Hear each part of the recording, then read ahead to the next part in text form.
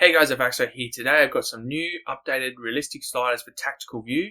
These sliders got updated from title update 4, so there's a lot of changes, and most of these changes are to create more chances and stuff and create some more goals. So let's get into it. Half length, you can use these on 5-minute halves all the way to 10-minute halves. So the sliders, you don't need to change anything between 5 minutes and 10-minute halves. Difficulty level is on ultimate difficulty. They just play the best gameplay, and you can also use this on legendary difficulty. Now before I get into the sliders, please like and subscribe if you haven't. Pushing for 5k subs.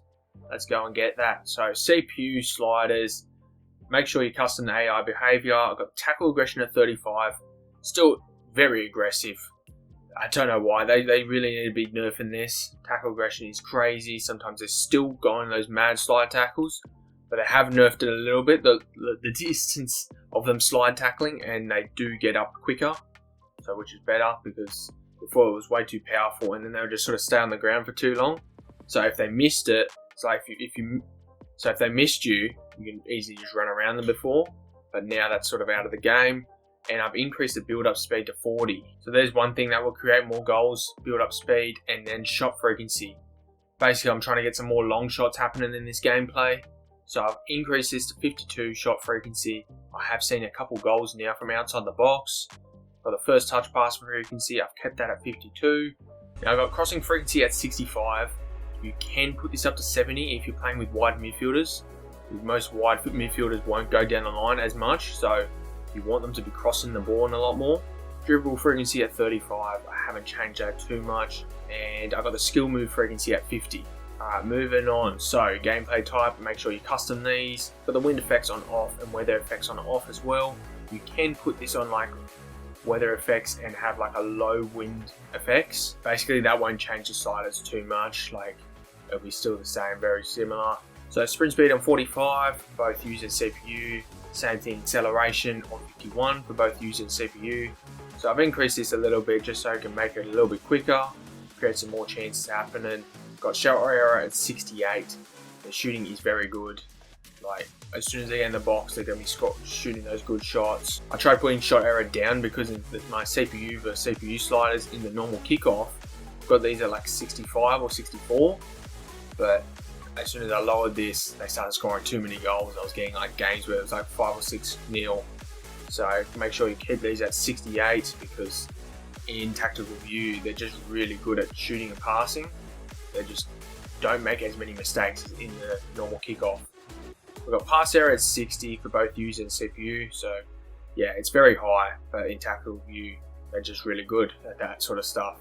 Shot speed at 50, both user and CPU, so increase this by 2. Basically, I want the long shots from outside the box. I've made them shoot more with the shot frequency, and now I want them to actually be testing the keeper at least and scoring a goal or two. So the only way of scoring long shots outside the box you need is at least 50 or 51. They won't be scoring them if it's below that outside the box. Now pass speed at 45, so increase this by a little bit too. Now injury frequency, I've lowered this by a little bit because there's a lot of injuries obviously happening, so kept this at 50 now for user and CPU, and obviously the severity got to be lowering that because there's like, you know, crazy injuries now. You know, there's cancer in there now in the game. Don't want to be getting that and having players out for a full season, so injury severity at 30 for both user and CPU. Goalkeeper ability, so this is a big thing. I've lowered this down to 48 because for some reason they've actually made the goalkeepers better in the new title update. They just seem to be saving them better and pushing them out to, like, pushing the ball out to areas where an attacker isn't there anymore. You know, like they're just more advanced now. And again, I lowered this so then long shots can go in a little bit more, and instead of saving those really good shots right in the top corner. Got marking, kept this at 62 for both user and CPU. Just changed a few other things to make some more chances happen, like run frequency. Increase this by a fair bit. Both user and CPU, they did try making the run frequency a little bit better, especially like midfielders. They actually make some more attacking runs, but still, like wingers and that, they just don't make runs.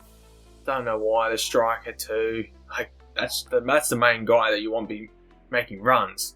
They don't really make runs. Line height at 75 for user and CPU. So before I had the CPUs one, I think at 80 or something. So now I've just lowered this down, keep them at both 75. They were up too high really.